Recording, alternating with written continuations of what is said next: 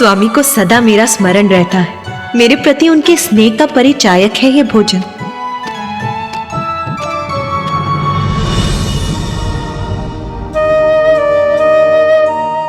इसीलिए कितनी भी भूख क्यों ना लगी हो मुझे, मैं तो उसी भोजन की प्रतीक्षा करूंगी जो स्वामी ने मेरे लिए शेष रखा।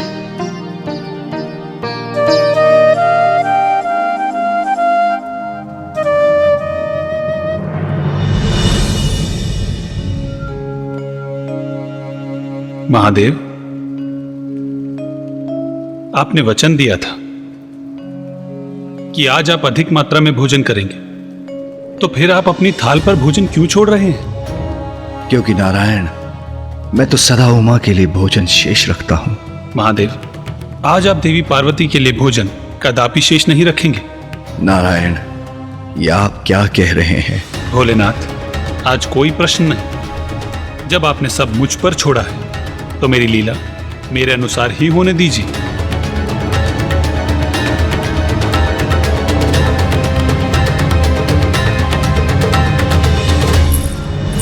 देवी सरस्वती, मैं आपके लिए कुछ और लेकर आऊं? मुझे क्षमा करना उमा, मैं विवश हूं।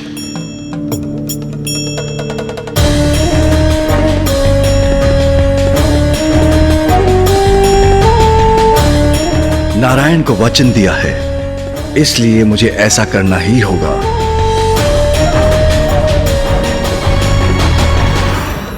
मुझे ज्ञात है भोलेनाथ, आपको ऐसा करने में पीड़ा हो रही है, किंतु यह आवश्यक है।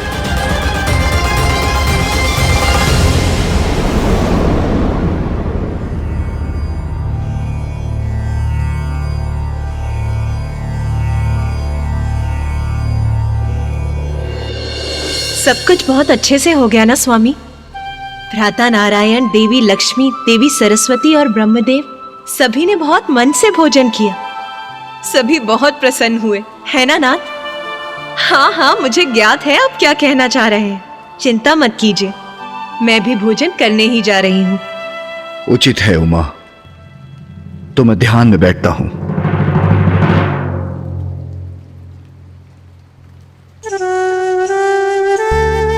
आप इन पात्रों को वहां रख दीजिए।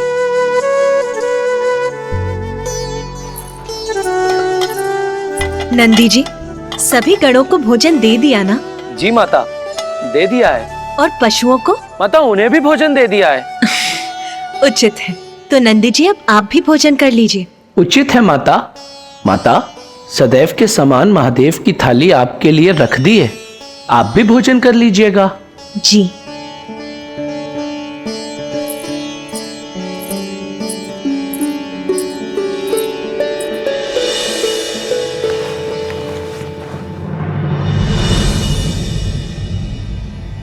ओम नमः शिवाय।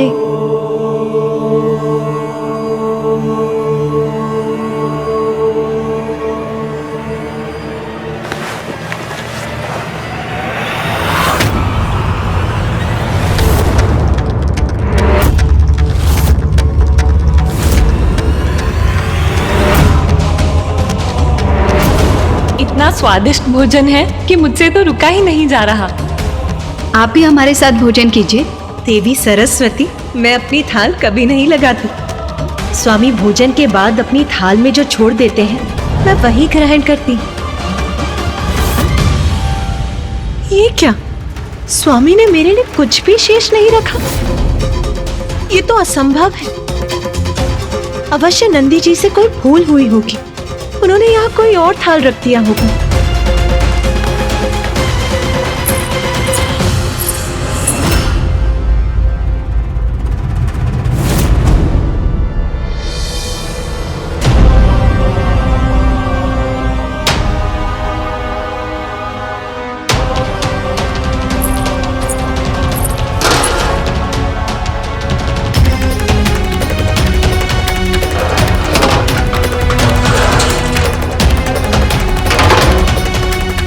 मैंने सबको भोजन कराया, किंतु मेरे लिए भोजन नहीं था। और तो और महादेव ने भी मेरे लिए भोजन शेष नहीं छोड़ा। मेरी भूख के कारण मेरा क्रोध अपने चरम पर था। रसोई में तो अन्न का एक दाना भी शेष नहीं है। मुझे इतनी भूख लगी है और यहाँ तनिक भी भोजन नहीं है। बहन पार्वती,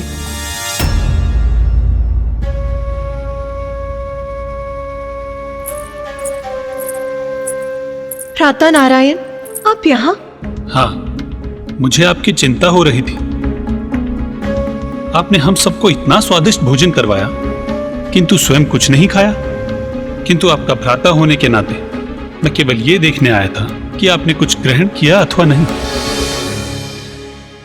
नहीं भ्राता, देखिए ना, महादेव को भली भांति ज्ञात है कि मैं उन्हीं की थाल से खाती हूँ, फिर भी उन्होंने मेरे लिए कुछ नहीं छोड़ा।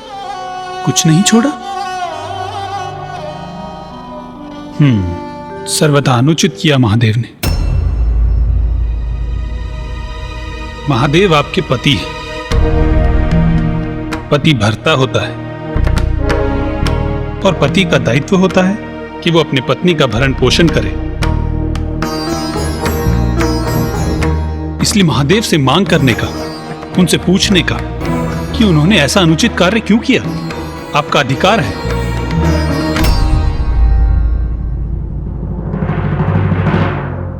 एक पत्नी अपने पति के लिए सर्वस्व निछावर कर देती है।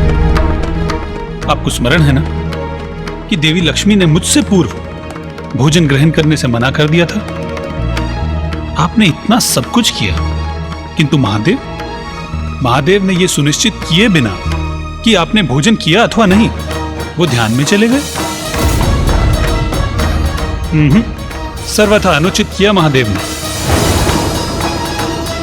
एक पति का दायित्व होता है कि वो अपनी पत्नी का भरण पोषण करे, और यदि महादेव ने अपना दायित्व नहीं निभाया तो उनसे क्रोधित होने का, उनसे प्रश्न पूछने का पूर्ण अधिकार है आपका। आप उचित कह रहे हैं भ्राता नारायण। मैं भूख से व्याकुल हो रही हूँ और महादेव को मेरे तनिक भी चिंता नहीं।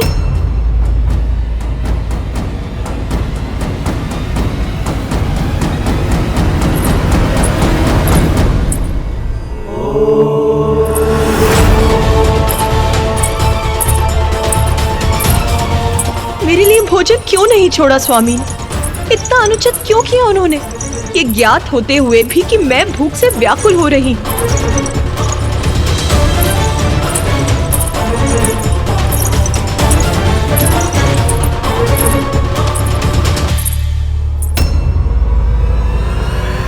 ये क्या नाथ, मुझे आपके पत्नी को भोजन का एक निवाला भी प्राप्त नहीं हुआ और आप यहाँ निश्चिंत होकर ध्यान मग्न बैठे हैं।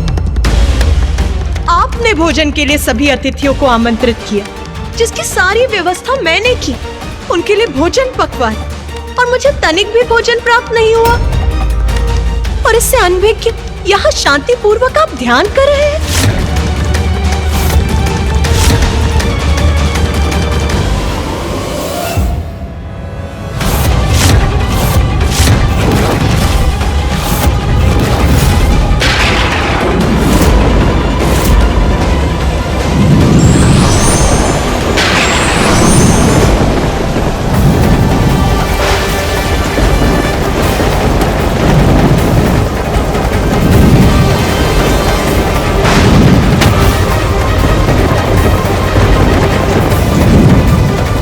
मैंने आपसे मात्र इतनी सी मांग की थी कि आप अपने भोजन में से मेरे लिए थोड़ा सा भोजन शेष रखें, किंतु क्या ऐसा किया आपने?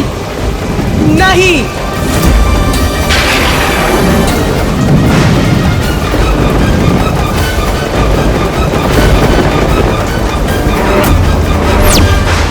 आपकी पत्नी भूखी है नाथ, मैं आपके आहार का पूर्ण ध्यान रखती हूँ, किंतु क्या आप भी ऐसा करते हैं? उत्तर दीजिए, मुझे भोजन कौन कराएगा?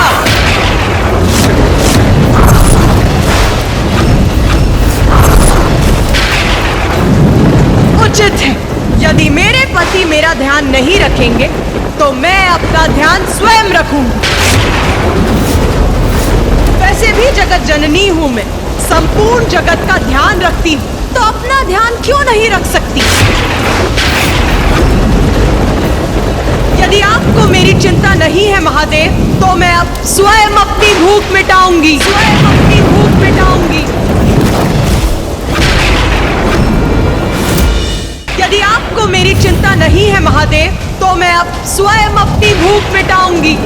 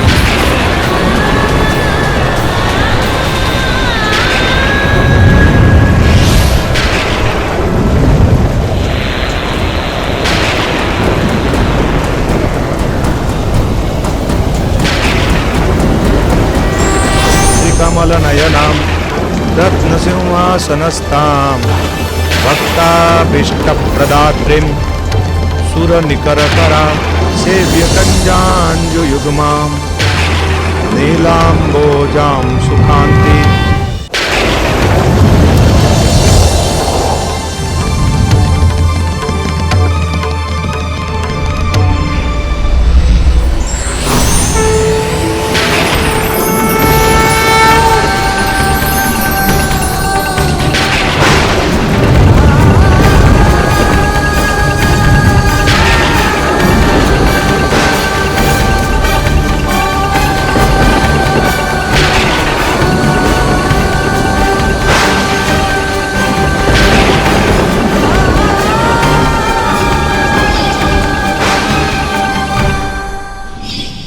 अपनी भूख मिटाने के लिए मैं क्या कर बैठी? अपने अपने स्वामी को ही निकल गई।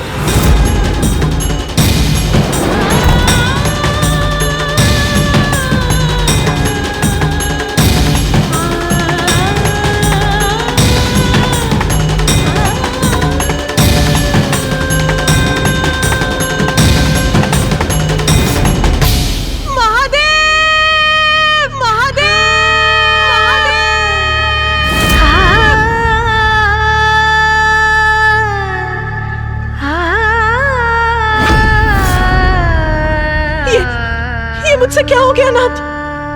आपके बिना तो मैं कुछ भी नहीं हूँ। और जब महादेव मेरे उदर में समाहित हुए तो मुझ में एक बड़ा परिवर्तन आया।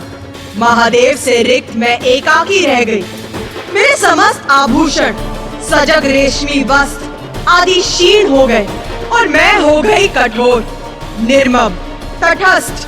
और फिर जब मुझे समझ आया कि मैं क्या कर बैठी हूँ, तो मैं अपने ही अपराध बोध से ज्वलित हो उठी और पश्चाताप की उस अग्नि से मेरा तन वाष्प बन उठा।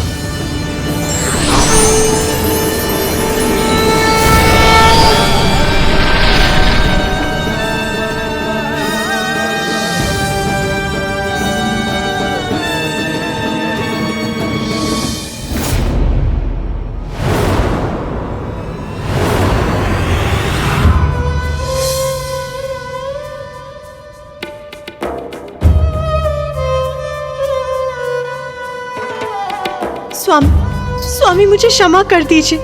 मुझे ज्ञात नहीं क्रोधवश में ये क्या कर बैठी।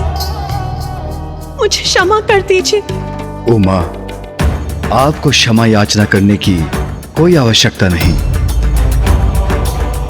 क्योंकि जो भी हुआ वो सब नारायण, ब्रह्मदेव और मेरी लीला का ही परिणाम था। उमा, आप जगत जननी हैं, इसलिए सभी जीवों के प्रति आपको बहुत स्नेह है। इसीलिए अभी तक आपकी महाविद्या स्वरूप सृजन और पालन हेतु प्रकट हुए, किंतु अपनी संतानों को दंडित करने के लिए अपनी संतानों का मोह नहीं त्याग सकी आप, क्योंकि आप एक मां, एक पत्नी, एक सखी और एक बहन है। इन सभी संबंधों के मोह के कारण दंड देना आपके लिए कठिन हो जाता है, किंतु आपके इस रूप में अपनी भावनाओं को तज कर आप न्याय करने में असमर्थ नहीं रहेंगी। किंतु प्रभु, मेरे प्रत्येक रूप में आप मेरे साथ रहते हैं। ये मेरा प्रथम रूप है जिसमें मुझे आपका सानिध्य नहीं प्राप्त हुआ। क्या इसीलिए इतनी कठोरता उत्पन्न हो गई मुझ में? भले ही आपका मोह मात्र मेरे लिए ही हो, किंतु उससे आपकी निर्णय क्षमता पर प्रभाव पड़ेगा ही। इसलिए आपके इस रूप में आप पुरुष शून्य होंगी, अर्थात मैं आपके साथ नहीं रहूंगा, क्योंकि इस रूप में आपकी आसक्ति मात्र न्याय के प्रति हो सकती है। जो न्याय करता है उसका किसी भी मोह अथवा संबंध से प्रेरित और प्रभावित होना उचित नहीं। उमा, आप अपने इस रूप में संसार को बुरे कर्मों के फलस्वरूप अकाल, महामारी, दुख, कलेश आदि का दंड देंगी। आपके स्वरूप में आप धूम्र बनकर भी प्रकट होंगी, इसलिए संसार आपके स्वरूप को धूमावती के नाम से जानेगा।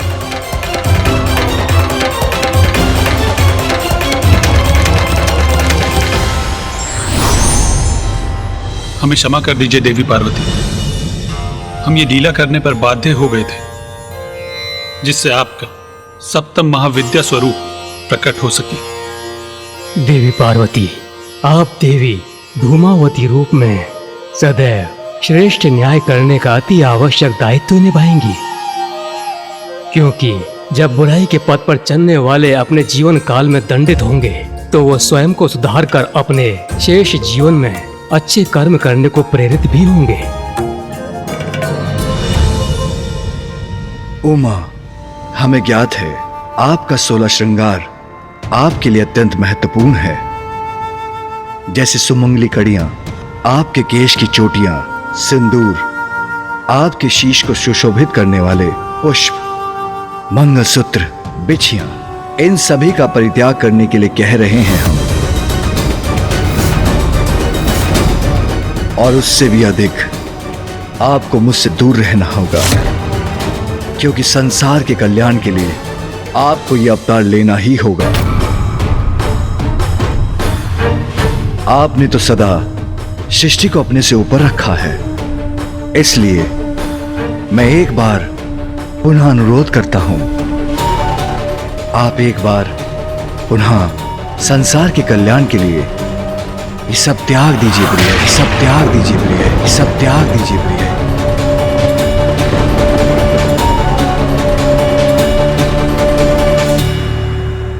स्वामी, आप मुझे जिस विरक्त और दारुण अवतार को धारण करने के लिए प्रेरित कर रहे हैं वो मेरे लिए सरल नहीं है, किंतु यदि संसार के कल्याण के लिए आप हलाहल विष का पान कर सकते हैं तो मैं भी अपनी संतानों की भलाई के लिए ये अवतार धारण करने का प्रयास करूंगी।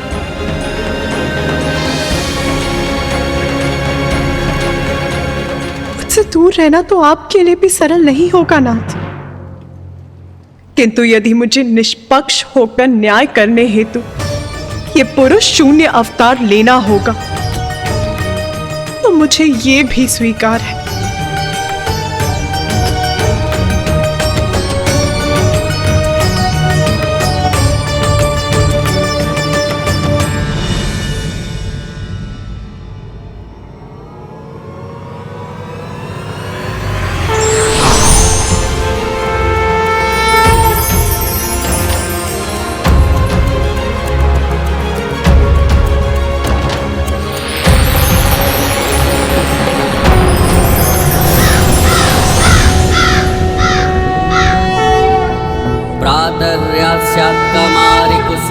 कलिकया जापमाला जयन्ती मध्याह्ने प्रौढरूपा विकसित वदना चारुनेत्रा निशायां संध्यायां वृद्धरूपा गलितकुचयुगा मुण्डमालां वहन्ति स देवी देवदेवी त्रिभुवनजननी कालोकपातु युष्मा।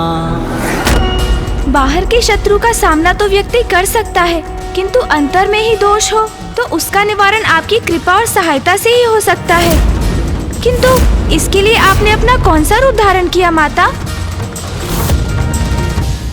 महादेव को निकलने के बाद मुझे इतनी ग्लानि हुई कि मेरा सारा शरीर झुलस उठा और इसीलिए मेरे इस स्वरूप का नाम ही पड़ा देवी धूमावती। देवी धूमावती मेरी महाविद्या धूमावती संसार में प्राणियों को उनके बुरे कर्मों का फल देने, उन्हें पीड़ा देकर दंडित करने, अकाल, महामारी, कलेश, दरिद्रता आदि उत्पन्न करती है। देवी लक्ष्मी की बड़ी बहन ज्येष्ठा भी इन्हीं का बड़ा रूप है।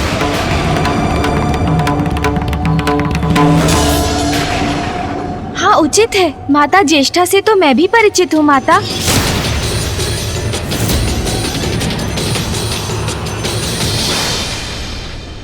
माता, हमें बताने की कृपा करें कि आपके इस रूप की पूजा से आपके उत्तम भक्तों को कैसा सुफल प्राप्त होता है।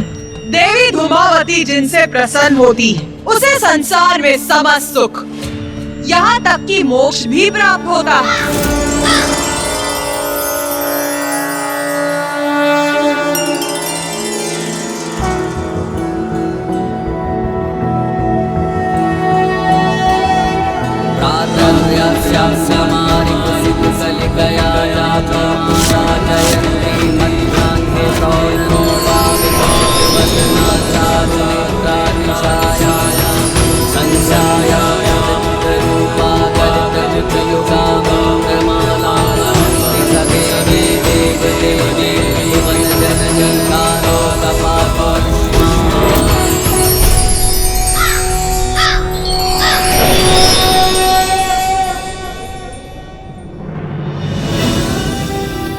माता, पृथ्वी, सूर्य, प्रकृति, भुवन, मृत्यु और सभी प्राणियों को उनके जीवन में भी और मृत्यु के उपरांत भी उनके कर्मों का उचित फल प्राप्त होने का अर्थ यही है ना कि अब सृष्टि में पूर्णता आ चुकी थी।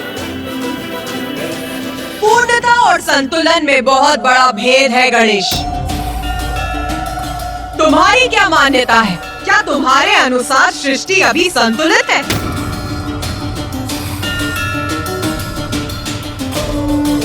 मैं देवी धूमावती के रूप में पक्षपात रहित न्याय के लिए प्रसिद्ध हुई। मैं मनुष्यों को उनके बुरे कर्मों के लिए दंडित तो कर रही थी, किंतु क्या ये उचित नहीं था कि मैं उन्हें उचित मार्ग पर चलने के लिए भी प्रेरित करूं? क्योंकि यदि किसी से एक भूल हो गई तो इसका अर्थ ये नहीं है कि वो मनुष्य बुरा है। बुराई को त्याग कर अपने भीतर सुधार लाने का एक अवसर तो सबको प्राप्त होना ही चाहिए। और कभी कभी मनुष्यों को सुपथ पर लाने के लिए मुझे उनके भ्रांतियों को नष्ट करने हेतु शत्रु बुद्धि नाशनी बनकर उस स्रोत को ही नष्ट करती है जहाँ से प्राणी अनुचित शब्द उच्चारित करता है। शत्रु बुद्धि नाशनी? मैं समझा नहीं माता।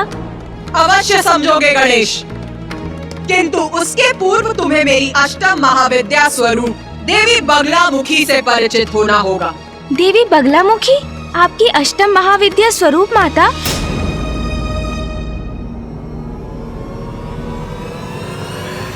हाँ गणेश, संतान को जन्म देने मात्र से ही माता पिता के कार्य पूर्ण नहीं होते। संतान को अच्छे संस्कार देना भी माता पिता का ही कर्तव्य होता है। अपने देवी धूमावती स्वरूप में मैं अपनी संतानों को उनके बुरे कर्मों के लिए दंडित अवश्य कर रही थी, किंतु उन्हें अच्छे संस्कार देना भी मेरा ही दायित्व है गणेश। हाँ माता, जैसे मेरी माँ के रूप में आपने मुझे सदैव सुपथ पर चलने की प्रेरणा दी, मुझे सदैव अच्छे संस्कार सिखाए, हाँ गणेश, तो हम सभी को ये भी बताओ कि किसी को अच्छे संस्कार कैसे सिखाए जाते हैं। बात के लिए छोड़ा हुआ कार्य कभी पूर्ण नहीं होता। लक्ष्य प्राप्ति के लिए तो अनेक चुनौतियों से संघर्ष कर उन पर विजय पानी होती है पुत्र। उसके बिना कभी सफलता प्राप्त नहीं होगी। और चुनौतियां तो कठिनाइयों का रूप लेकर ही प्रस्तुत होती हैं। कठोर साधना से साध कर ही उन्हें सरल बनाया जा सकता है पुत्र। इतना स्मरण रखना पुत्र, जो स्वयं को पहचानने में असमर्थ हो जाते हैं वो जगत में अपनी कोई पहचान नहीं बना पाते। उसे उचित ज्ञान देकर माता। हाँ गणेश, जिस प्रकार अपने देवी पार्वती रूप में मैंने तुम्हें अच्छे संस्कार और ज्ञान दिया, उसी प्रकार अब मैं अपने देवी बगलामुखी स्वरूप में समस्त संसार को गूढ़ ज्ञान देने के इच्छुक थी। ज्ञान मात्र भौतिक ज्ञान तक ही सीमित नहीं है। मैं तो उन्हें वो ज्ञान भी देना चाहती थी जो उन्हें भगवान से जोड़ सके, उन्हें जीवन का उद्देश्य समझा सके, उन्हें औषधियों का ज्ञान दे सके ताकि वो स्वस्थ रहे, क्योंकि स्वस्थ तन में ही स्वस्थ आत्मा का वास होता है। तो माता, आपने माँ बगलामुखी का रूप लेकर सभी को ये ज्ञान सिखाया? मात्र उतना ही नहीं गणेश, मेरे इस रूप में संसार में प्रकट होने के पीछे एक बहुत बड़ा कारण है। कारण? माता, क्या है वो कारण?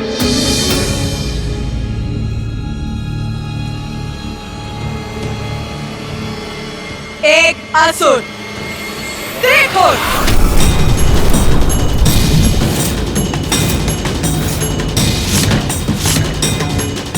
त्रिखुर नामक असुर?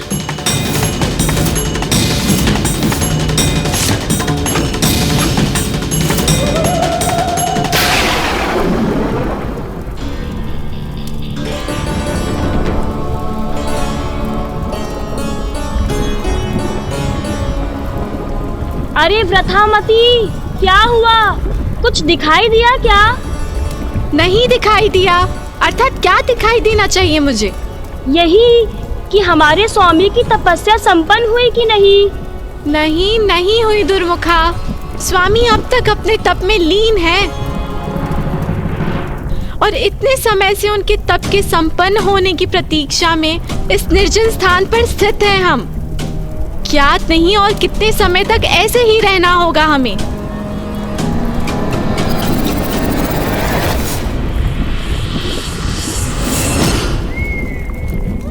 ओम ब्रह्मदेवाय नमः। ओम ब्रह्मदेवाय नमः।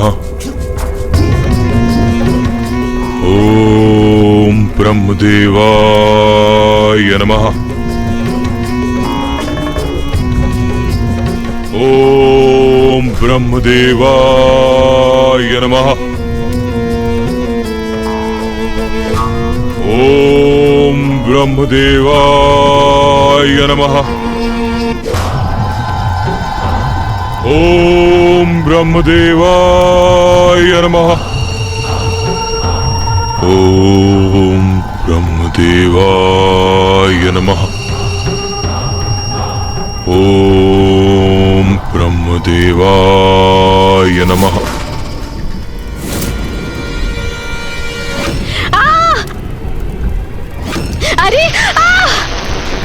अरे व्रथामती! अरे व्रथामती, देखकर नहीं गिर सकती थी क्या? दुर्मुखा, तुम देखकर खड़ी नहीं हो सकती थी क्या? गिरा दिया मुझे। एक तो तब से स्वामी की तपस्या संपन्न ना होने के कारण इतनी चिंतित हूँ मैं, और अब तो गिरकर आहत भी हो गई। व्रथामती, वो स्वामी है हमारे। अब जहाँ वो रहेंगे हम वही रहेंगे ना? तनिक कल्पना करो, जब स्वामी को ब्रह्मदेव का वरदान प्राप्त होगा तो कितने शक्तिशाली हो जाएंगे वो, है ना?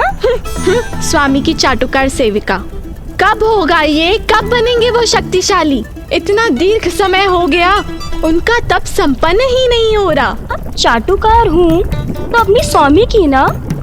और वैसे तुम भी तो यहीं स्थित हो तब से, इसी लोभ में ना कि जब स्वामी को ब्रह्मदेव का वरदान प्राप्त होगा तो तुम्हें भी लाभ होगा। क्यों प्रथामती? ओम ब्रह्मदेवाय नमः।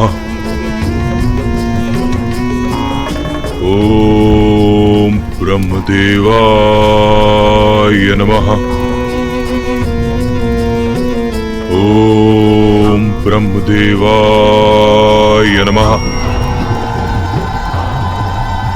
ओम ब्रह्मदेवाय नमः। ओम ब्रह्मदेवाय नमः। ओम ब्रह्मदेवाय नमः। ओम ब्रह्मदेवाय नमः। ओम ब्रह्मदेवाय नमः।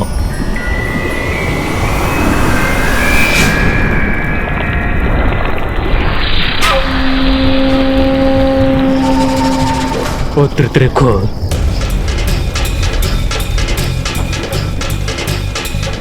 तप में होने वाले मेरे कष्ट दूर हो गए, अर्थात संपन्न हुआ मेरा तप।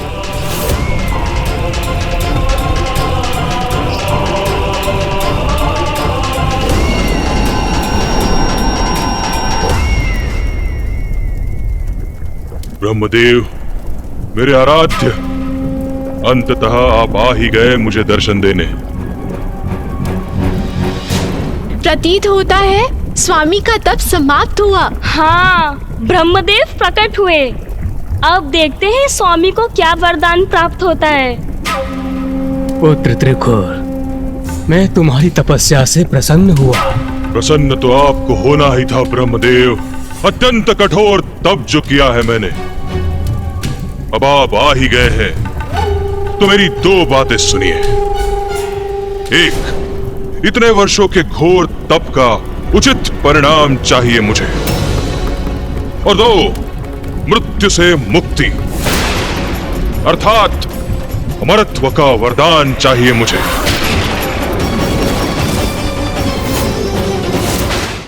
पुत्र त्रिखुर, अमृत्यु का वरदान देना तो सृष्टि के नियमों के विरुद्ध है।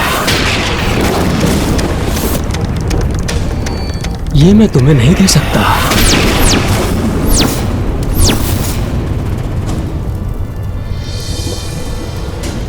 अमृतत्व के सिवाय अगर तुम्हें कोई और वरदान चाहिए तो मांगो।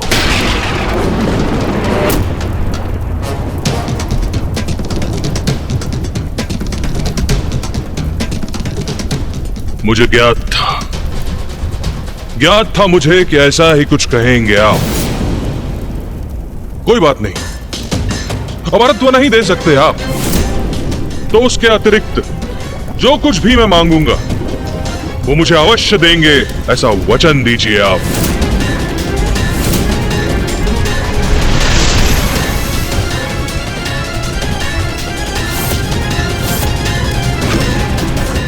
मैं वचन देता हूं वत्स, मांगो। क्या मांगना चाहते हो?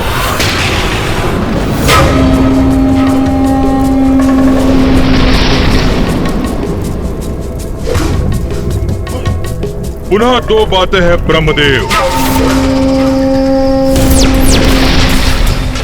दो वरदान चाहिए मुझे आपसे। एक, ब्रह्मांडीय बवंडर उत्पन्न करने की शक्ति, और दो, इस संसार की कोई भी विद्या, कोई भी शक्ति मुझे क्षति न पहुंचा सके। स्मरण रहे ब्रह्मदेव, त्रिदेवों की विद्या भी नहीं।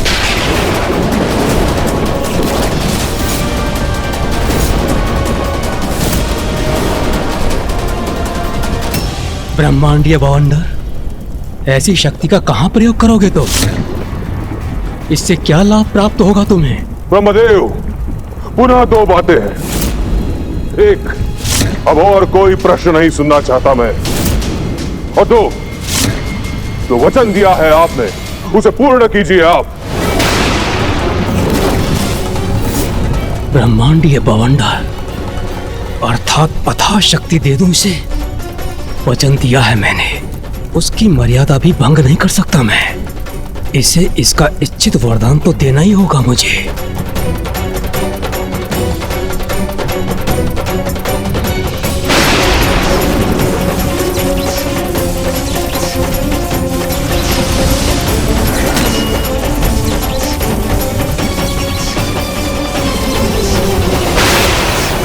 तथास्तु, तथास्तु, तथास्तु।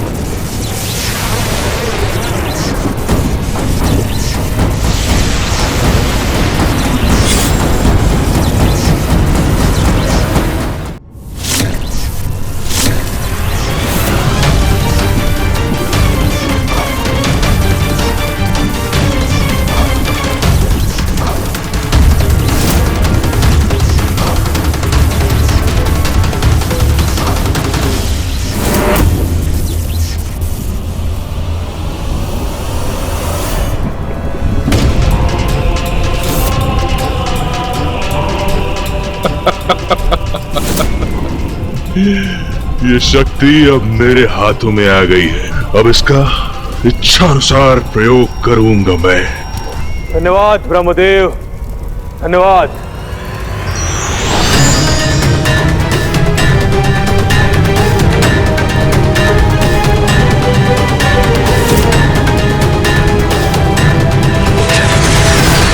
प्रणाम स्वामी। बधाई हो स्वामी, आपका तप सफल हुआ। स्वामी, ब्रह्मदेव ने आपको वरदान दे ही दिया। स्वामी, मैं ना आपकी निष्ठावान सेविका हूँ, तब से यहाँ आपकी प्रतीक्षा में स्थित हूँ और आज मेरी प्रतीक्षा सफल हुई प्रभु। मैं भी प्रभु, यह अकेली नहीं थी यहाँ, मैं भी यहाँ प्रतीक्षा कर रही थी। नहीं प्रभु, स्वामी मैं प्रतीक्षा कर रही थी आपकी कब से। मैं भी थी यहाँ पर। नहीं प्रभु, मैं कर रही थी। बालकों के समान आपस में उलझना बंद करो तुम लोग। अभी और बहुत कार्य कर रहा है हमें। स्वामी, कार्य? कैसा कार्य? अब तो आपको वरदान प्राप्त हो गया है और ये दंड भी, और फिर कोई कार्य क्यों करेंगे आप? हाँ स्वामी। दो कार्य कर रहे हैं हमें। एक, संपूर्ण सृष्टि पर अपना प्रभुत्व स्थापित करना, और दो, सृष्टि के सम्राट पद पर मेरा आसीन होना।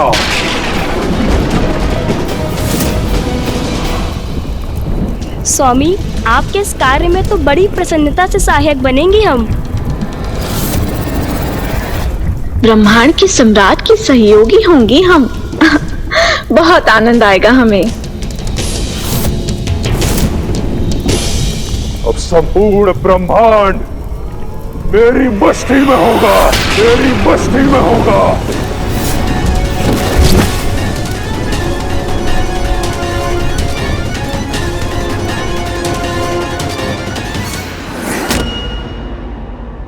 मुझे ज्ञात था माता, असुर प्रवृत्ति ऐसी ही होती है।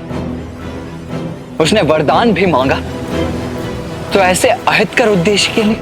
हाँ कार्तिकेय,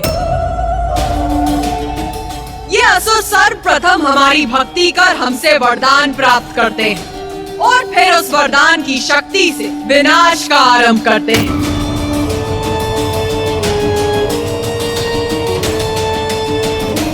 त्रिखुर भी यही करना चाहता था, वो समस्त ब्रह्मांड का अधिपति बनना चाहता था।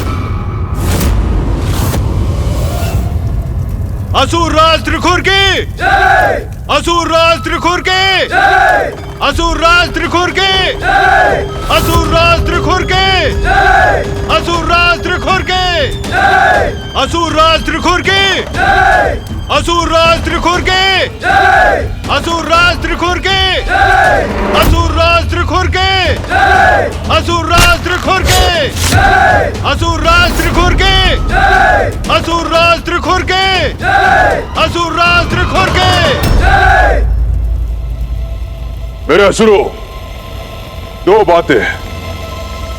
एक, मेरे हाथ में ये अपार शक्ति का स्रोत, स्वयं ब्रह्मदेव द्वारा दिया गया दंड। और दो,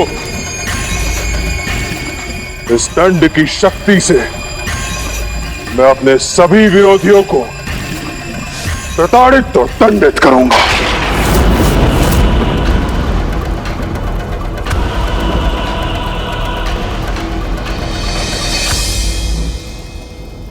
ब्रह्मदेव का वरदान प्राप्त है मुझे। अब कोई भी हमारे मार्ग में बाधा नहीं बन सकता। युद्ध कैसा भी हो, विजय हमारी ही होगी। जो भी मेरे मार्ग में आएगा उसका विनाश करूंगा मैं, और बनूंगा संपूर्ण ब्रह्मांड का सम्राट। जब अहंकारी त्रिखुर अपनी राजसभा में घोषणा कर रहा था, तभी वहां उसकी पत्नी ने आकर उसके विवेक को जागृत करने का प्रयास किया। किंतु अहंकार के मद में तो किसी की भी बुद्धि का विनाश हो जाता।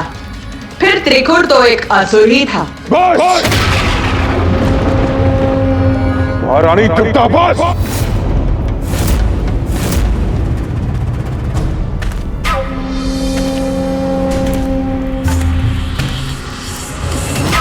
अब केवल दो ही बातें संभव है। एक, आप मेरे साथ हैं। दो, आप मेरे विरुद्ध हैं। कहिए, क्या चुनेंगे आप? ब्रह्मांड विजय की अपनी अनुचित महत्वाकांक्षा में और चाटुकारों की चाटुकारिता में वो इतना डूब चुका था कि उसकी पत्नी द्वारा उसको सुपथ पर लाने का प्रयास विफल ही नहीं हुआ। उससे वो अहंकारी त्रिखुर और उत्तेजित हो उठा। बस, बहुत हुआ। जो भी है, जैसी भी है, मेरे प्रति निष्ठावान है। जबकि मेरी अपनी पत्नी उन त्रिदेवों के प्रति निष्ठा रखती है। और रही बात उन त्रिदेवों की, तो तुम देखती जाओ। ऐसा भवंडर उत्पन्न करूंगा कि उन त्रिदेवों को भी मुझे अपना प्रभु मानने के लिए विवश होना पड़ेगा। जो भी मेरे मार्ग में आएगा उसे नष्ट कर दूंगा मैं। जिस उद्देश्य प्राप्ति के लिए तप किया था मैंने, उसे पाकर रहूंगा मैं।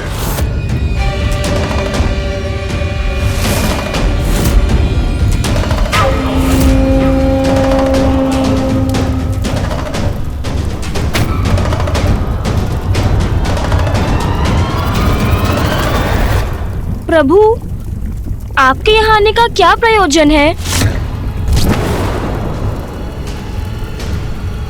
नतमस्तक होंगे ये त्रिदेव मेरे सामने।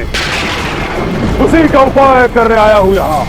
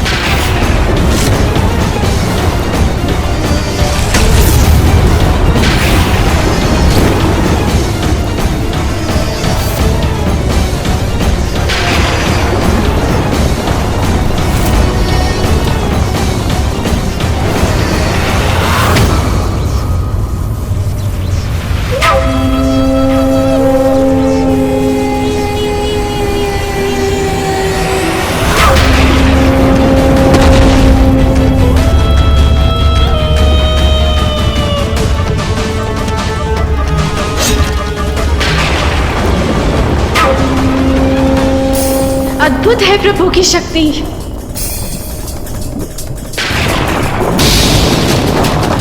ऐसा प्रचंड वायु वेग, ऐसा भयंकर बवंडर, आश्चर्य।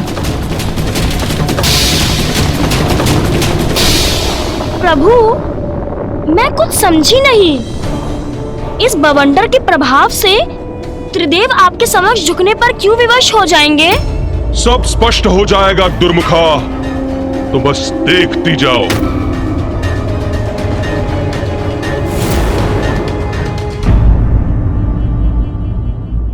वो दुष्ट असुर अपने वरदान को शस्त्र बनाकर अपने समक्ष त्रिदेवों को विवश करना चाहता था।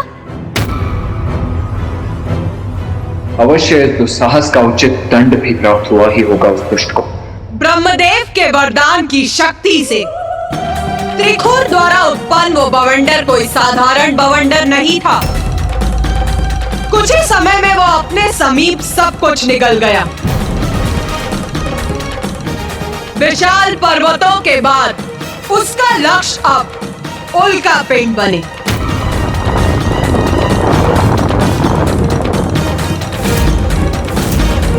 किंतु उस बवंडर की शक्ति अब कम होने के स्थान पर बढ़ती ही जा रही थी और एक समय ऐसा आया जब वो अपनी ओर ग्रहों को भी खींचने लगा।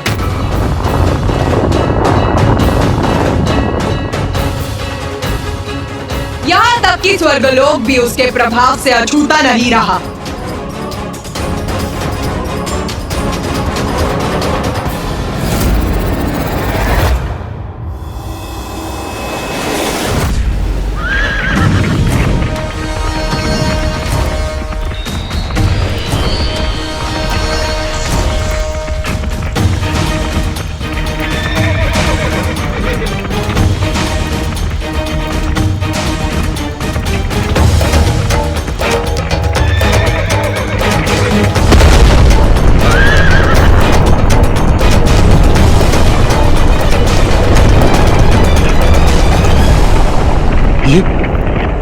ये कैसी तीक्ष्ण, कर्णभेदी और भयानक ध्वनि थी।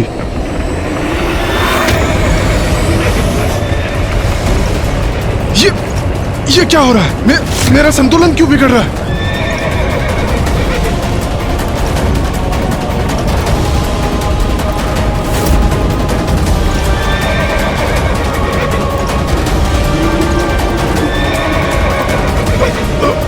ये क्या हो रहा है? मुझे ऐसा प्रतीत क्यों हो रहा है कि कोई प्रचंड शक्ति मुझे पीछे की ओर खींच रही है।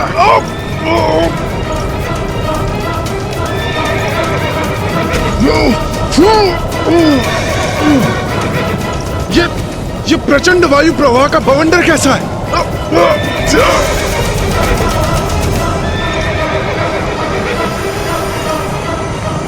मेरा दिव्य रथ कंपित कर दिया इस बवंडर ने। अश्वराज, संभालिए अपने आप को, संतुलन बनाए रखिए। मेरे अश्व व्याकुल हो रहे हैं, मेरे अश्व पीछे खींचे जा रहे हैं, किंतु मुझे इन्हें संभालना होगा, इन्हें पीछे जाने से रोकना होगा। संभालिए अपने आप को अश्वराज, संभालिए अपने आप को। आगे बढ़िए।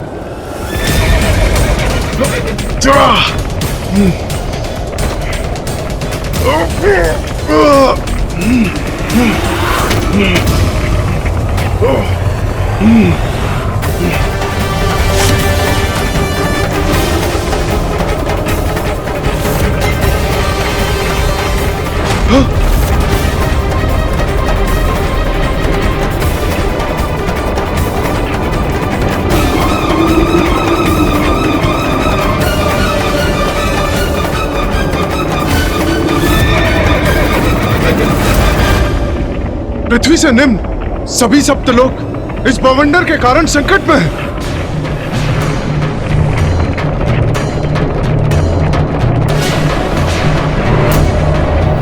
इसके प्रभाव से सभी कंपित हो रहे हैं। अब तो ये बवंडर सभी लोगों को लील रहा है। ये कैसे संभव है? हाँ?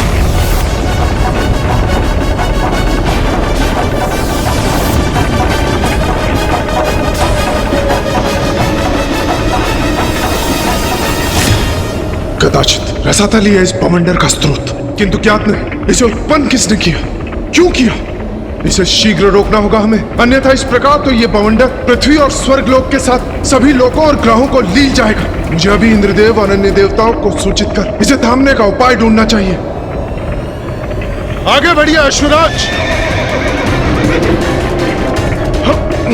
आगे बढ़ते रहिए।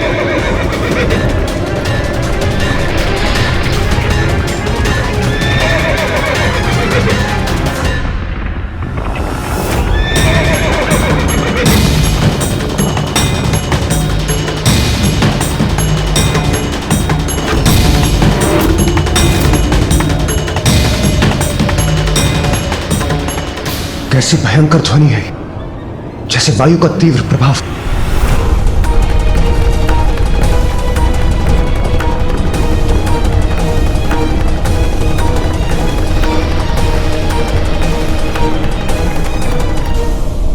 अब ये भूकंप कैसा, क्या कारण हो सकता है इसके पीछे।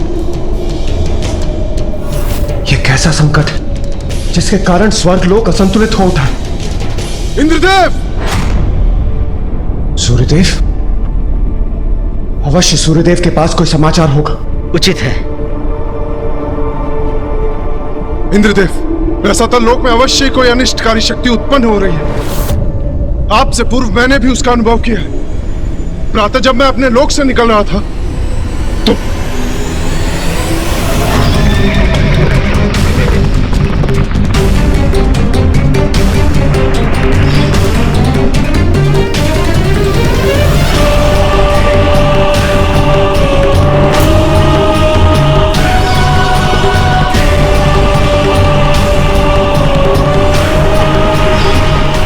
ये कैसी विकट स्थिति उत्पन्न हो गई। देवराज इंद्र को भली भांति ज्ञात हो गया कि स्थिति नियंत्रण से बाहर जा रही थी। कुछ ही समय में वो अदृश्य अनिष्टकारी शक्ति पृथ्वी, ग्रहों, सूर्य, चंद्र और स्वर्गलोक को भी निगलने वाली थी। तो इंद्रदेव ने अविलंब सृष्टि रचयिता ब्रह्मदेव जी के समक्ष प्रस्तुत होकर उनसे ही सहायता की गुहार लगाई। ब्रह्मदेव, हम उस बवंडर के स्रोत को ढूंढने रसातल भी जा सकते थे, किंतु उसका अनिष्टकारी प्रभाव इतनी शीघ्रता से बढ़ रहा था कि समय व्यर्थ किए बिना आपके समक्ष आना ही मैंने उचित समझा।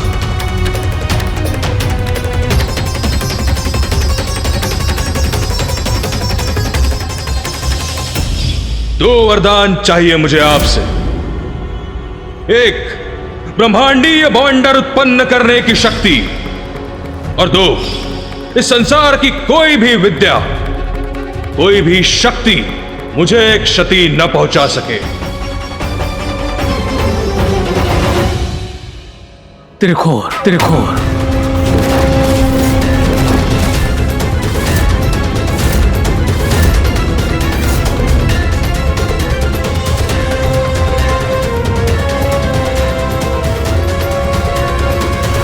त्रिखुर? कौन है ये त्रिखुर ब्रह्मदेव? देवराज, असुर त्रिखुर मेरा परम भक्त है। उसने मुझे अपने कठोर तप से प्रसन्न कर ब्रह्मांडीय बवंडर उत्पन्न करने की शक्ति प्राप्त की है। ब्रह्मदेव, आपके दिए वरदान से वो दुष्ट असुर ऐसा बवंडर उत्पन्न कर रहा है कि जिसे रोका ना गया तो समस्त सृष्टि नष्ट हो जाएगी। देवराज, मैं स्वयं उसे समझाऊंगा कि वो सर्वथा अनुचित कर रहा है। मुझे पूर्ण विश्वास है वो मेरे आदेश का सम्मान अवश्य करेगा। ब्रह्मदेव, यदि अनुमति हो तो हम सब भी आपके साथ चलें। नहीं देवराज, यदि आप सब लोग मेरे साथ जाएंगे तो हो सकता है कि वो इसे अपने विरुद्ध एक चुनौती समझकर उत्तेजित हो जाए। आप चिंता ना करें, मेरा परम भक्त है वो। मेरे आदेश को कदापि नहीं ठुकराएगा, अवश्य रोकेगा इस बवंडर को वो, और समस्त लोकों एवं ग्रहों को इस संकट से मुक्त करेगा। प्रणाम ब्रह्मदेव।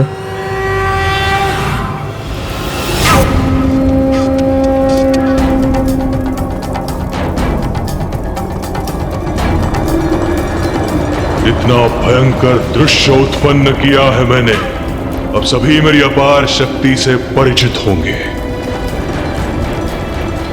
त्रिखुर, त्रिखुर, त्रिखुर।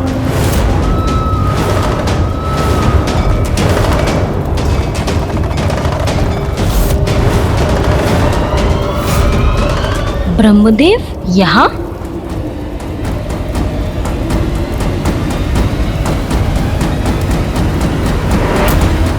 त्रिखुर, ये क्या सर्वनाश करने पर तुले हो तुम?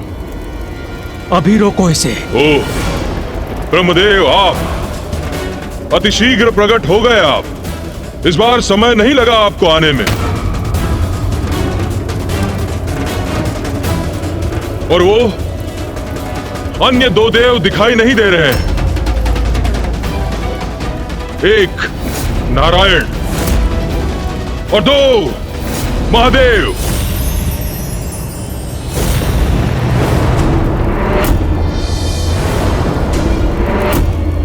जाइए ब्रह्मदेव, उन दोनों को भी बुला लीजिए। एक अत्यंत महत्वपूर्ण घोषणा करनी है मुझे आपके समक्ष। त्रिखुर, मैंने तुम्हें वरदान इसलिए दिया था कि तुम कुछ हित कर सको, किंतु भूल की मैंने। ये भूल कर कि अंततः तुम हो तो एक असुर ही।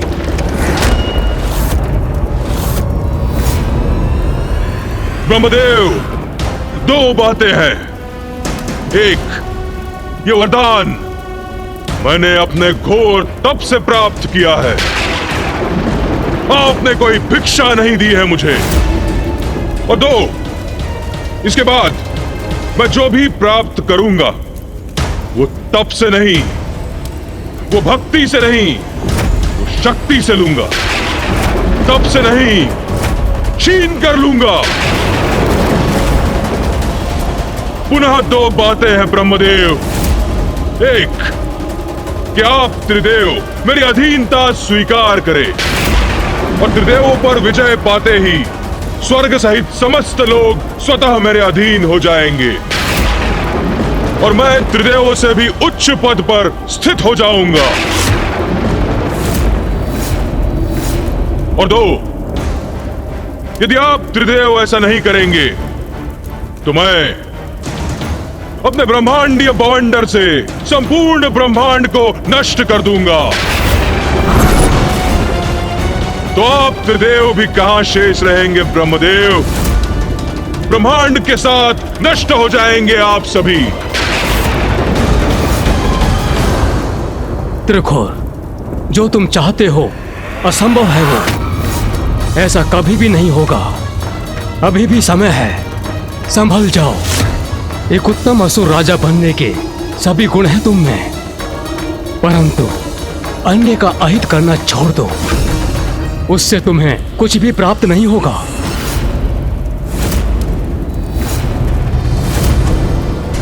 देखिए ना स्वामी, संकट में आए तो कितनी शीघ्र आकर कैसे उपदेश दे रहे हैं ब्रह्मदेव आपको। जब आप कठिन तपस्या कर कितने कष्ट सह रहे थे, तब कितना अधिक समय लगाया था इन्होंने प्रकट होने में, जिसके साक्षी तो हम भी हैं ना प्रभु। मुझे लगता है आप ऐसे नहीं मानेंगे ब्रह्मदेव। कदाचित मुझे आपको भी पाठ सिखाना ही होगा। उचित है ब्रह्मदेव। तो मैं आपको भी इस बवंडर के भीतर खींच लेता हूं। फिर अनंत काल के लिए आप भी इसी बवंडर में बंदी बने रह जाएंगे।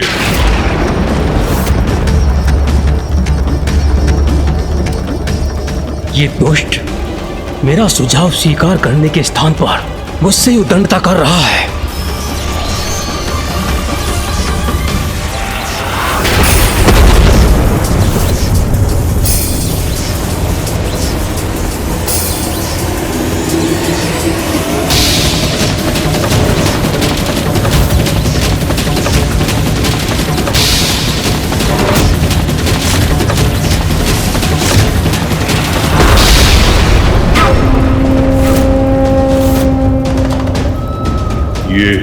ये बाण का वार करने का दुस्साहस किसने किया?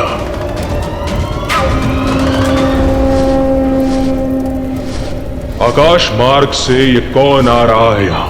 देखो तो।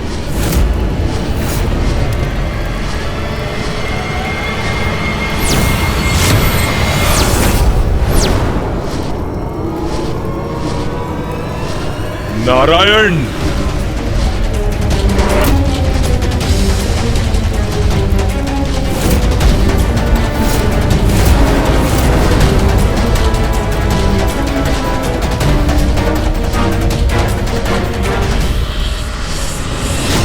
तो आप भी यहां आ ही गए नारायण। उचित है, आपका यहां आगमन भी उचित ही है। अब केवल उस महादेव की प्रतीक्षा है, वो एक बार आ जाए, उसके पश्चात आप तीनों एक साथ नमन करना मुझे।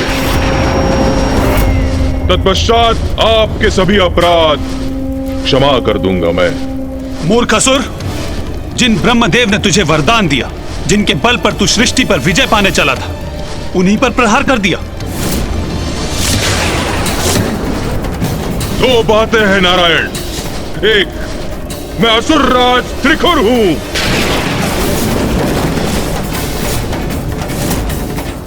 तो छल, कपट और पीठ पर वार करना तो मेरा स्वभाव है। और दो, मुझे मूर्ख बुलाने का दुस्साहस कैसे किया आपने?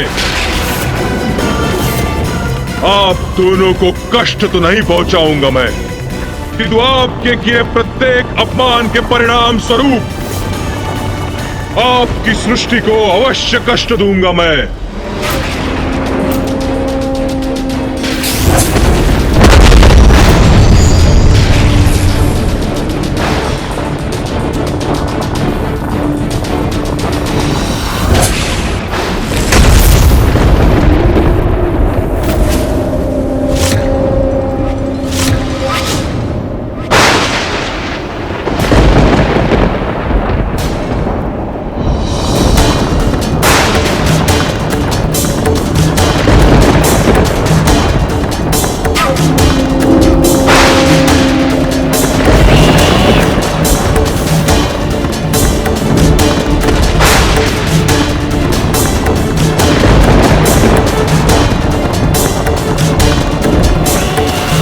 नारायण, वितल, सुतल, तलातल लोग, सभी लोग बवंडर में समाहित हो गए हैं। हमें शीघ्र कुछ करना होगा, अन्यथा पृथ्वी से निम्न लोक मात्र अतल लोक शेष है।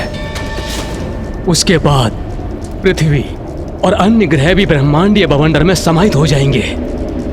सृष्टि नष्ट हो जाएगी। कहा था मैंने, पूर्व में ही कहा था मैंने। दो बातें हैं ब्रह्मदेव। एक, मुझे अपना प्रभु स्वीकार कर लीजिए, तो मैं अभी इस संकट को दूर कर देता हूं। और दो, मुझे अहंकारी बुलाते हैं ना आप, किंतु ये तो आपका हठ है कि जिसके कारण देवी भुवनेश्वरी द्वारा रचे गए ये भुवन नष्ट हो रहे हैं।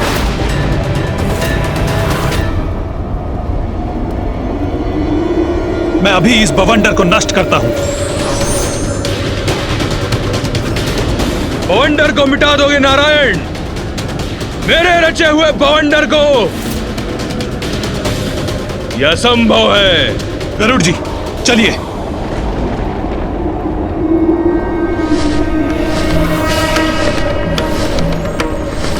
कृष्णाय गोविंदाय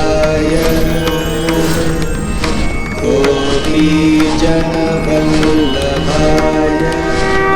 कृष्णाय गोविंदाय जनवल्लभाय। मंगलम भगवान विष्णु मंगलाय तनोहरि। ये क्या करने जा रहे हैं नारायण? अपने सर्वाधिक शक्तिशाली शस्त्र का प्रयोग करने जा रहे हैं नारायण।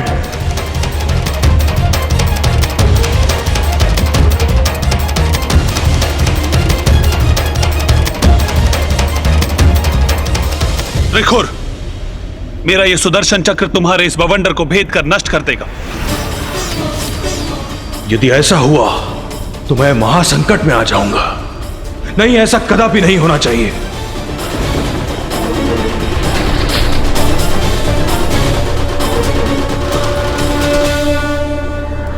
धर्मस्य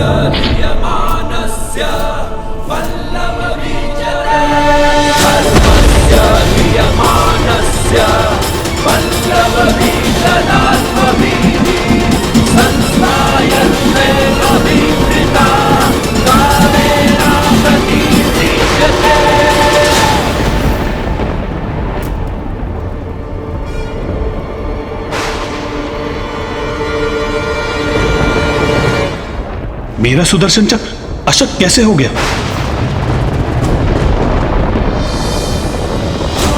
इस बवंडर की उत्पत्ति मेरे वरदान से हुई है, इसीलिए मेरे वरदान की मर्यादा से बंधे होने के कारण नारायण का सुदर्शन चक्र इस बवंडर को नष्ट नहीं कर पा रहा है।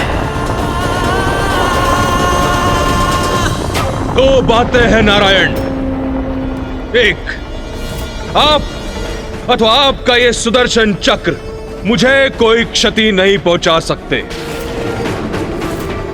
और दो, आपकी भलाई अब इसी में है कि आप अपनी पराजय स्वीकार कर नतमस्तक हो जाए मेरे समक्ष।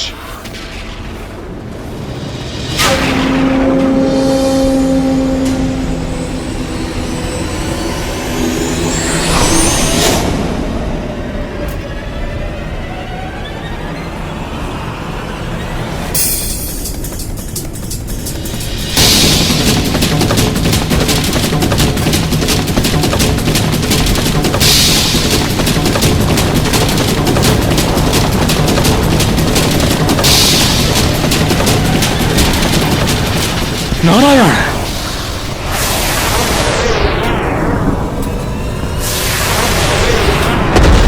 अतल लोक भी नष्ट हो रहा है, अर्थात अब पृथ्वी का आखेट करेगा ये बवंडर, सृष्टि का सर्वनाश हो जाएगा। इसे रोकने का क्या उपाय है?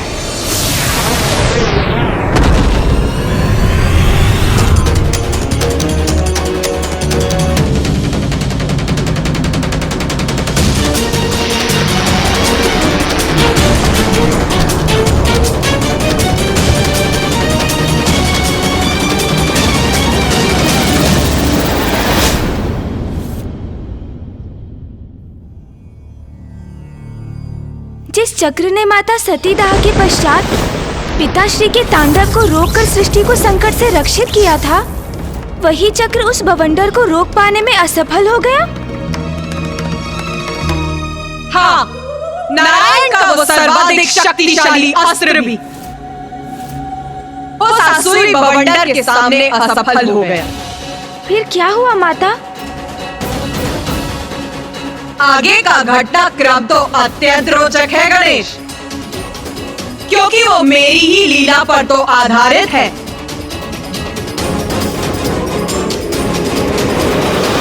त्रिखुर का क्या हुआ होगा?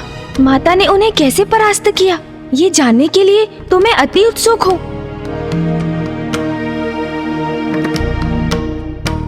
त्रिखुर का अहंकार तो बढ़ता ही जा रहा था। मेरे वरदान से उत्पन्न हुआ बवंडर और विकराल हुआ जा रहा था। पृथ्वी से निम्न सभी लोगों को वो निगल चुका था। अब इस क्रम में पृथ्वी और पृथ्वी से निम्न लोग आने वाले थे, और साथ ही त्रिखुर के समक्ष मेरी सारी शक्तियां विफल हो रही थी, क्योंकि ब्रह्मदेव के वरदान का आदर करना मेरी शक्तियों के लिए अनिवार्य था। तो क्या हुआ माता? त्रिखुर का बवंडर पृथ्वी लोक को निगल ही गया।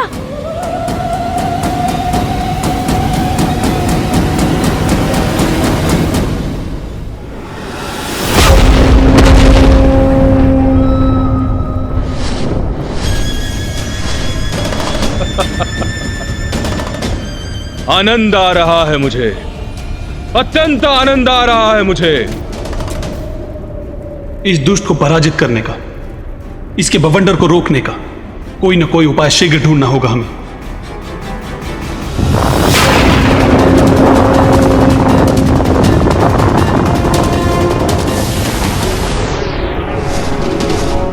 क्योंकि यदि हम त्रिखुर को रोक न सके तो सृष्टि का नाश हो जाएगा।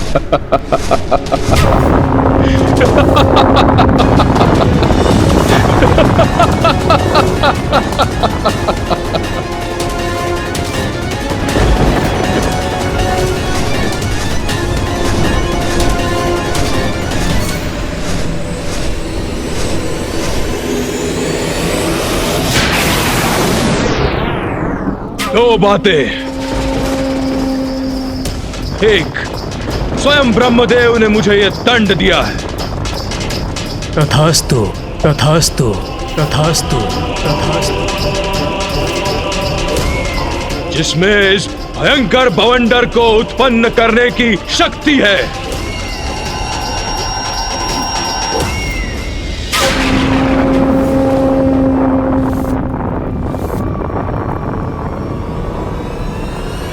और दो, मेरा विनाश असंभव है। त्रिदेव भी मेरा वध नहीं कर सकते। इस संसार की कोई भी विद्या, कोई भी शक्ति मुझे क्षति न पहुंचा सकती, त्रिदेव की विद्या भी नहीं। तथास्तु। और संपूर्ण सृष्टि में ऐसी कोई विद्या नहीं, ऐसी कोई शक्ति नहीं जो मुझे क्षति पहुंचा सके।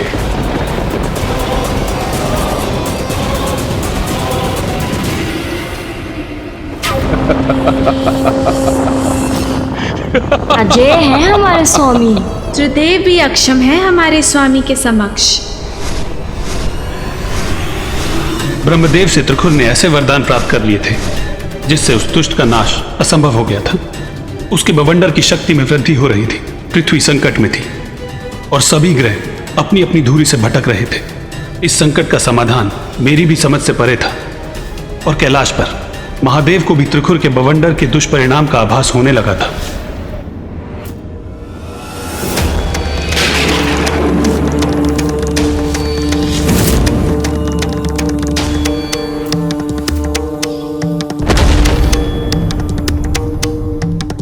नारायण, ब्रह्मदेव, महादेव,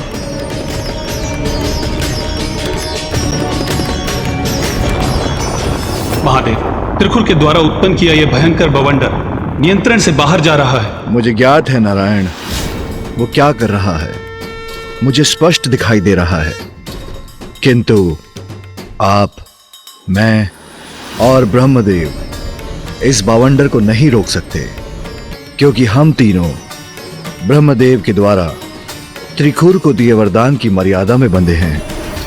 किंतु महादेव, इसका कोई ना कोई समाधान तो ढूंढना ही होगा हमें। समाधान वो ढूंढेगी जो आदि शक्ति है, श्री महाकाली, जगत जननी, त्रिपुर सुंदरी है। नारायण, आप और ब्रह्मदेव सौराष्ट्र के हरिद्र सरोवर पर जाकर ब्रह्मांड की जननी को प्रसन्न कीजिए, क्योंकि ब्रह्मांड को इस संकट से एकमात्र वही उबार सकती है।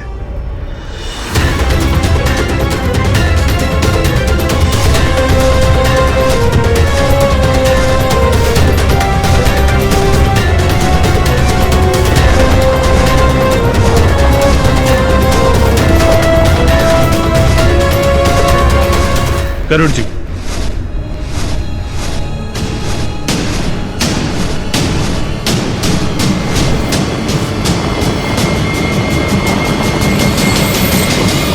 नारायण बिना मेरे समक्ष झुके कहां जा रहे हैं?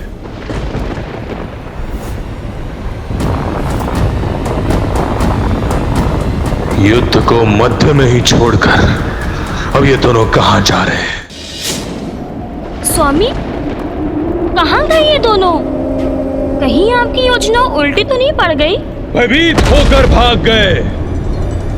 सृष्टि के रचयिता ब्रह्मदेव को सृष्टि के पालनहार नारायण संकट में छोड़कर भाग गए और फिर स्वयं ब्रह्मदेव भी मेरे भय से अंतर्ध्यान हो गए।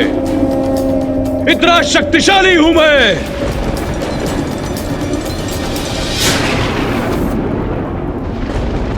त्रिदेव में तो महादेव भी सम्मिलित हैं, तो उनका क्या होगा स्वामी?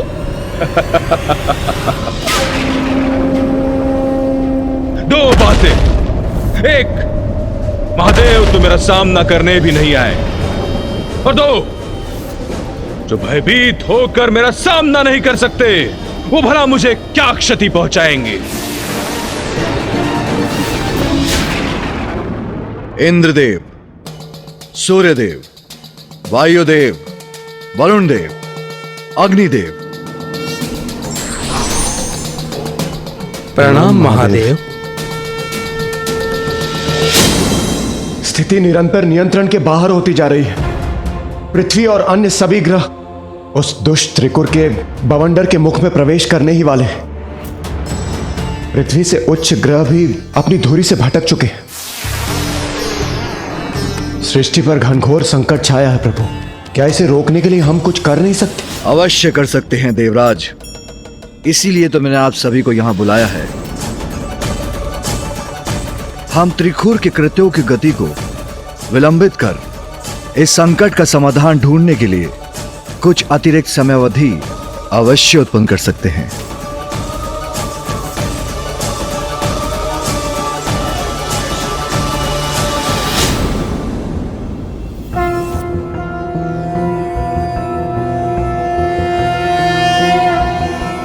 कदम्ब वनचारिणी मुनिकदम्ब कादम्बिनी नितम्बजित भूधरां सुरनितम्बिनी सेवितां नवम्बुरुहलोचनां भिनवाम्बुदश्यामलां त्रिलोचन कुटुम्बिनीं त्रिपुरसुन्दरीमाश्रये।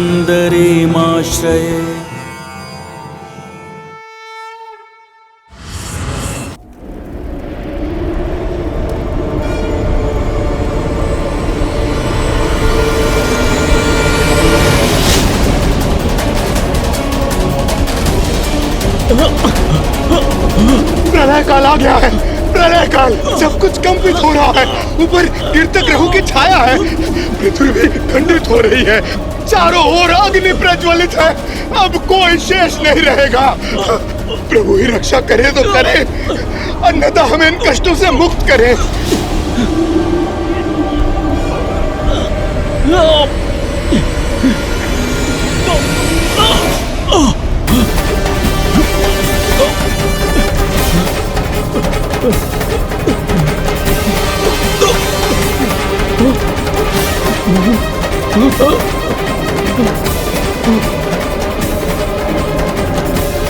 ये क्या हो रहा है? ये ग्रह अपने स्थान से हट रहा है। पृथ्वी संकट में है। हम सभी संकट में हैं। प्रभु हमारी रक्षा करे। प्रभु प्रभु हमारी रक्षा करे। प्रभु प्रभु रक्षा करे। रक्षा करे प्रभु। वो क्या है? वो क्या है? अरे ये तो मंगल ग्रह है। ये तो पृथ्वी के बहुत निकट आ रहा है। अब क्या होगा? यह ग्रह पृथ्वी से टकराने जा रहा है। अब क्या होगा? अब क्या होगा?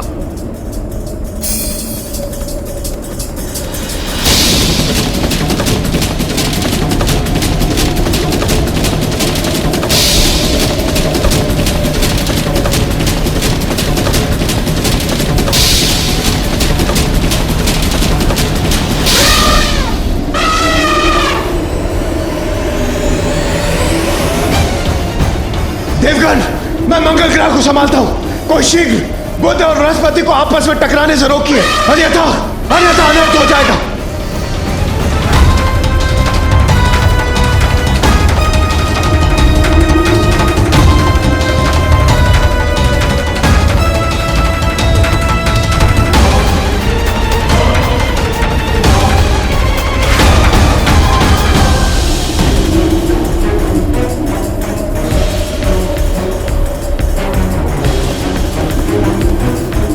मैं बृहस्पति ग्रह को संभालने में सक्षम हो रहा हूं इंद्रदेव, किंतु प्रतीत होता है बुध ग्रह इस पवंडर के भीतर समाने ही वाला है।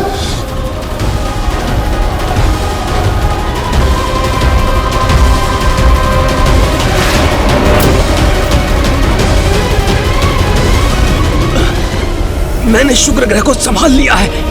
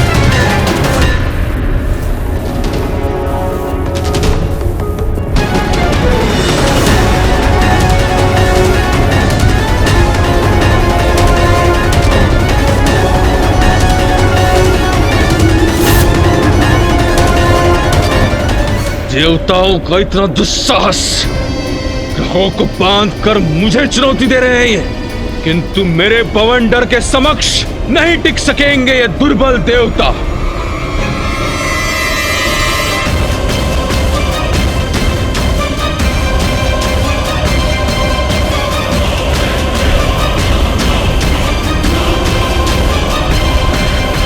दो बातें हैं देवताओं।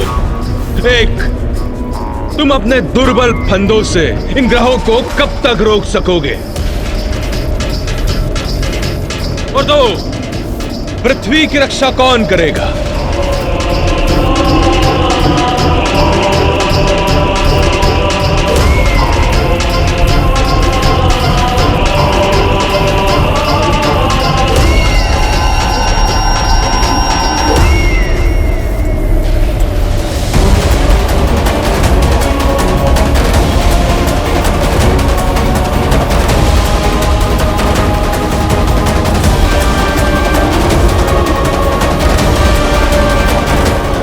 पृथ्वी बवंडर में प्रवेश करने वाली है।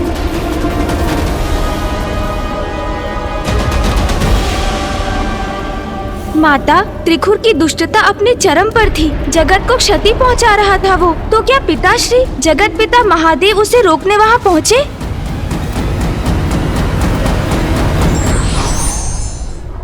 अत्याचार का अंत निश्चित है, किंतु धैर्य की आवश्यकता है। विचार करने से निदान का मार्ग अवश्य मिलता है।